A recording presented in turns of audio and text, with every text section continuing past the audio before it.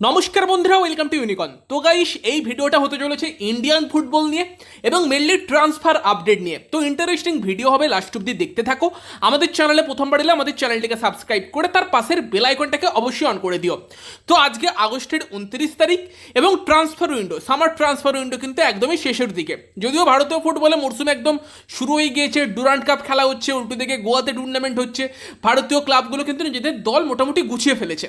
তবে তারপরেও কিছু কিছু দল কিছু কিছু জায়গায় কিন্তু এখনও প্লেয়ার নেবার চেষ্টা করছে, বিশেষ করে হায়দ্রাবাদ এফসির মতো দল কিন্তু এর পরের কয়েকদিন 31 তারিখ অবধি কিন্তু বড়সড় মুভমেন্ট করতে পারে এবং বেশ কিছু প্লেয়ারকে আমরা তাদের দল ছেড়ে হায়দ্রাবাদের দলে যেতেও দেখতে পেতে পারি, যেখানে কিন্তু চেন্নাই বা তোমার ব্যাঙ্গালুরু এফসি থেকে বেশ কিছু প্লেয়ারকে আমরা হায়দ্রাবাদে যেতে দেখতে পেতে পারি।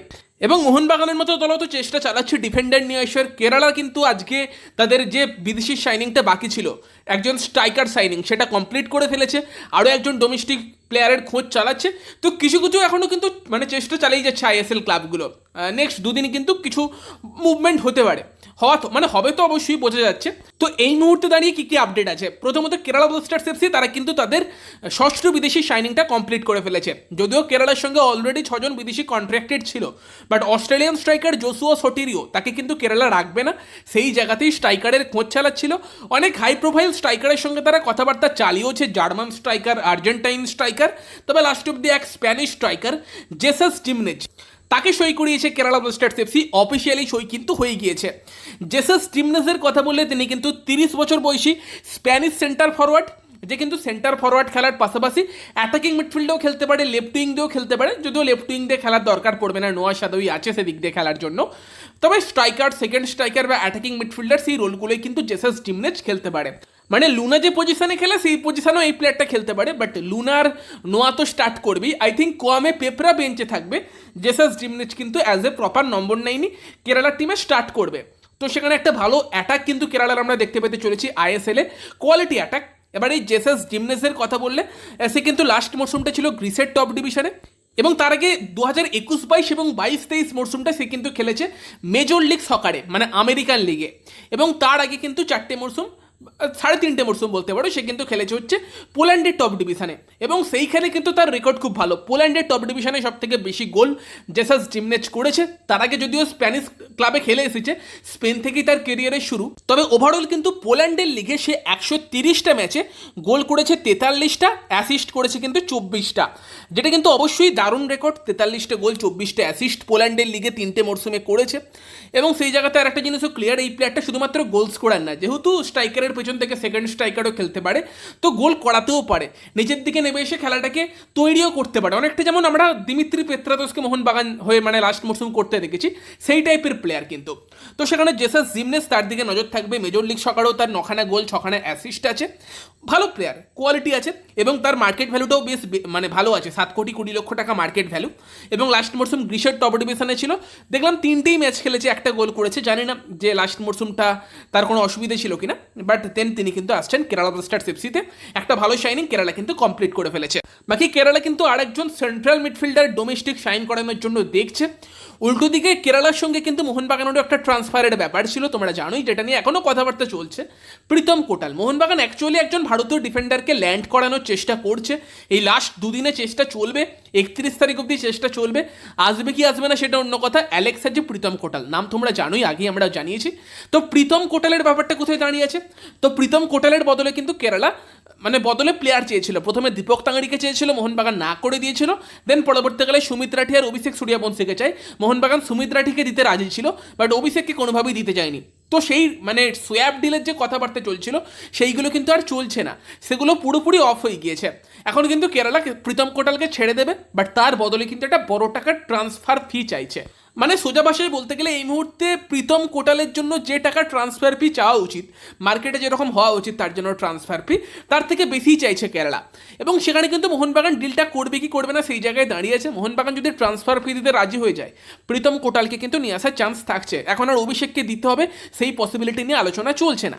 এবার ব্যাপারটা হচ্ছে, দেখো কেরালা হয়তো এখন যদি ধরো 2.5 কোটিও চেয়ে থাকে, এখনও দুদিন সময় আছে, 31 তারিখ অবধি। আই থিঙ্ক এটা নিয়ে কিন্তু কিছু বলা যাচ্ছে না। 31 তারিখ গিয়ে হয়তো ট্রান্সফার উইন্ডো বন্ধ হবার 1 ঘন্টা আগে ধরো মোহনবাগান যে ট্রান্সফার ফি দিতে চাইছে সেখানে কেরালা এগ্রি করলো, ট্রান্সফার ফি কমিয়ে দিল, সেখানে গিয়ে কিন্তু লাস্ট দিন এই ডিলটা হবার পসিবিলিটি থাকছে। তবে আমার মনে হয় না প্রীতম কোটালের ডিলটা হলে 31 তারিখের আগে হবে, সেই দিন গিয়েই হয়তো হতে পারে। এবং তার সঙ্গে সঙ্গে অ্যালেক্স হাজিকেও মোহনবাগান ট্রাই করেছে, তোমরা জানোই। এবার যদি অ্যালেক্স হাজিকে মোহনবাগান পেয়ে যায় হয়তো প্রীতমের জন্য আর যাবে না। তবে অ্যালেক্স হাজির ব্যাপারটা হচ্ছে যে অ্যালেক্স হাজির সঙ্গে প্রথমত টার্মস এগ্রি করেছিল ইস্টবেঙ্গল প্রায় 1 মাস আগে। এখন মোহনবাগানও অ্যালেক্স হাজির সঙ্গে টার্মস এগ্রি করে ফেলেছে।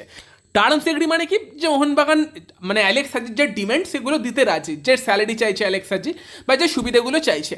কিন্তু ব্যাপারটা হচ্ছে অ্যালেক্স হাজির ব্যাপারটা দাঁড়িয়ে আছে হায়দ্রাবাদ এফসির ওপর। হায়দ্রাবাদ কিন্তু এখন যখন আইএসএল এ খেলবে, তারা কিন্তু নিজেদের টিমে যখন একটাই ভালো ডিফেন্ডার আছে ওভারঅল দেখতে গেলে, ছাড়তে চাইছে না।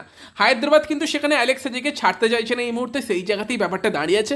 সাজি রাজি হলেও মানে হায়দ্রাবাদ যদি ছাড়তে না চায় কন্ট্রাক্টেড প্লেয়ার, মোহনবাগান কি করবে? সেখানে দেখো আমার মনে হয় মোহনবাগান কিন্তু হায়দ্রাবাদকে একটা ভালো ডিল অফার করতে পারে। যেহেতু হায়দ্রাবাদ টিম, তাদেরকে এখন স্কোয়াডটা তৈরি করতে হবে। মোহনবাগান অ্যালেক্স হাজিকে আমার মনে হয় লোন ডিলে 1 বছরের জন্য নিয়ে এসে উল্টে হায়দ্রাবাদকে খানতিনেক প্লেয়ার অফার করতে পারে নিজেদের রিজার্ভ টিম থেকে লোন ডিলের জন্য। যেমন ধরো আর্স আনোয়ার শেখ, এখন তো ধীরাজ ফিট হয়ে যাচ্ছে, ডুরান্টের জন্য তাকে ফিরিয়ে আনা হয়েছিল, নয়তো গোয়াতে দিয়েই দিচ্ছিল, তাকে অফার করতে পারে। হায়দ্রাবাদের গোলকিপার লাগবে, তার সঙ্গে ধরো সুমিত রাঠিকে অফার করলো, সঙ্গে রাজ বাস্পর অথবা ফারদিন আলী মোল্লার মতো কোনো প্লেয়ারকে লোন ডিলে অফার করলো। তারা কিন্তু হায়দ্রাবাদে গিয়ে আইএসএলে একটা মরশুম গেম টাইমও পেয়ে যাবে, আরও অনেক রেডি হয়ে যাবে। পরের মরশুম তারা ফিরেও আসবে, এবং যদি মোহনবাগান পরের মরশুম অ্যালেক্স হাজিকে পার্মানেন্ট ডিলে সাইন করাতে চায় সেটাও করতে পারবে। তো সেখানে আমার মনে হয় মোহনবাগান এরকম কোনো ডিল অফার করে দেখতে পারে যদি হায়দ্রাবাদ এফসি রাজি হয়, কারণ তাদের তো বেশি করে প্লেয়ার লাগবে। মোহনবাগান যদি 3টে জুনিয়র প্লেয়ার দিয়ে একটা অ্যালেক্স হাজি নিয়ে আসতে পারে, সেটা কিন্তু বেটার হতে পারে। অবশ্যই লোন ডিলের কথা বলছি, কারণ এই জুনিয়র প্লেয়ারগুলোও ভীষণ ট্যালেন্টেড। লোন ডিলে 1 বছরের জন্য ঠিক আছে, এটা কিন্তু একটা ভাবনা চিন্তা হতে পারে। দেখা যাক সেটা মোহনবাগান করে কিনা। তো সেখানে 2 দিন ওয়েট করা ছাড়া এখন কোনো উপায় নেই। প্রীতম কোটালের জন্য কেরালা বড় টাকার ট্রান্সফার ফি চাইছে, আর অ্যালেক্স হাজি রাজি হলেও হায়দ্রাবাদ এই মুহূর্তে ছাড়তে চাইছে না, এটাই এখন আপডেট আছে। তবে আমার মনে হয় 2 দিন এখনও আছে, পরিস্থিতি কিন্তু পাল্টাতে পারে। তো ওয়েট করে যাও, 2 দিন ওয়েট করো, ক্লিয়ার তো হয়েই যাবে। বাকি কিন্তু সুভাশিস বোস, তাকে নিয়ে অনেকের প্রশ্ন ছিল যে সুভাশিস বোস ফাইনালের জন্য অ্যাভেলেবেল থাকছে কিনা, আগের দিনের তার চোট কতটা গুরুতর। তো দেখো সুভাশিস বোসের চোট খুব একটা গুরুতর না। আজকে কিন্তু প্র্যাকটিস করেছে সুভাশিস বোস, দলের সঙ্গে ভালোভাবেই প্র্যাকটিস করেছে। সেখানে আশা করা হচ্ছে সুভাশিস বোস কিন্তু ফাইনাল ম্যাচের জন্য একদম শুরু থেকে অ্যাভেলেবেল থাকবে। প্র্যাকটিস যখন করছে তার চোট নিয়ে চিন্তার কোনো জায়গা নেই সেরকম। আর ম্যাকলারেনের চোট নিয়ে অনেক কথাবার্তা হচ্ছে, বাট ম্যাকলারেনের যেটা আগেই আপডেট ছিল যে একদম হয়তো আইএসএল এর শুরু থেকেই খেলবে, সেরকমই এখনও আপডেট আছে। দেখা যাক সেটা কবে থেকে প্র্যাকটিসে যোগ দেয়। কালকে সে নিজেই জানিয়েছে যে একটা ছোট্ট চেক আপ করতে গিয়েছিল, এবং তার সঙ্গে সঙ্গে তিনি কিন্তু সেপ্টেম্বরে আইএসএল এবং এএফসির ম্যাচগুলো খেলার জন্য কিন্তু রিকভারি শুরু করে দেবেন। আইএসএল এবং এএফসিতে খেলার জন্য তিনি টার্গেট নিয়ে রিকভারি শুরু করবেন, সেটা কিন্তু কালকে ইনস্টাগ্রামে নিজেই ম্যাকলারেন জানিয়েছে।